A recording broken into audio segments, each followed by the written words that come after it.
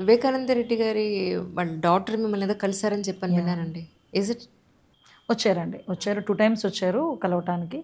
కానీ నాకు ఆవిడని చూస్తే ఒక తండ్రి చావు అయ్యి దగ్గర దగ్గర 6 సంవత్సరాలు అయినా కూడా సొంత పెదనాన్న కొడుకు ఒక అన్నయ్య సీఎం హోదాలో 5 సంవత్సరాలు ఉన్న తర్వాత కూడా ఇంకా న్యాయం గురించి ఒక ఆడబిడ్డ పోరాటం చేస్తుంది.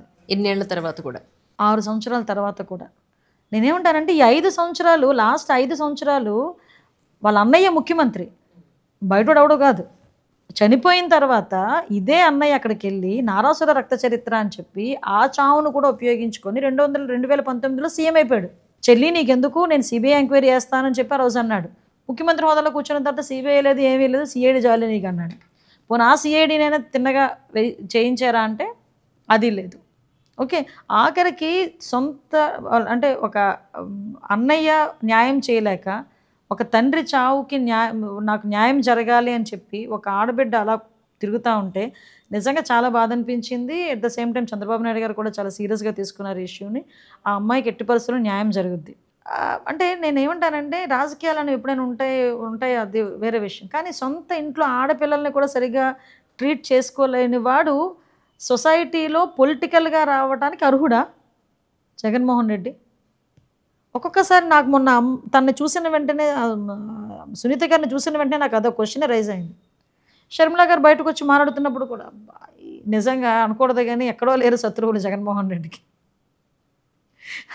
పరిస్థితి అలా ఉంది.